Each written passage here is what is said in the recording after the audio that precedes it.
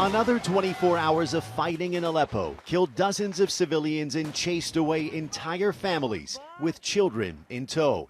Opposition activists say most of the civilians were killed by government airstrikes and barrel bombs.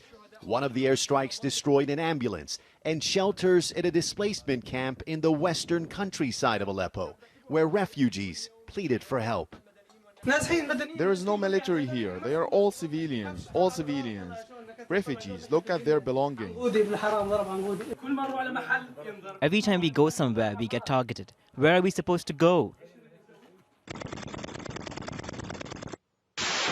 The violence and misery was the outcome of the latest round of fighting for Aleppo, a battle many say could decide the war. In a major offensive earlier this week, rebel forces gained important ground in southwestern Aleppo, continuing their push to surround government forces. But they, backed by Russian airstrikes, fought back, regaining some territory. In the meantime, in Geneva, there is a new push by the UN for a temporary ceasefire to get humanitarian aid to people trapped in Aleppo and other battleground districts. The UN says the aid has long been ready, but the fighting has made delivery difficult.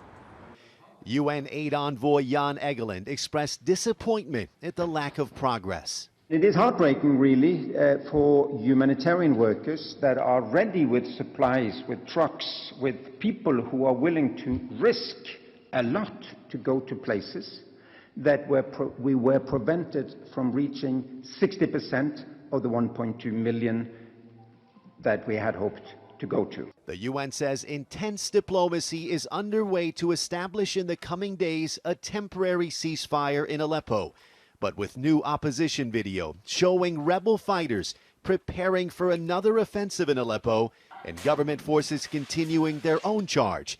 Any call for a ceasefire remains in doubt. Reza, Sayah, Jazeera, Gaziantep along the Syrian-Turkish border.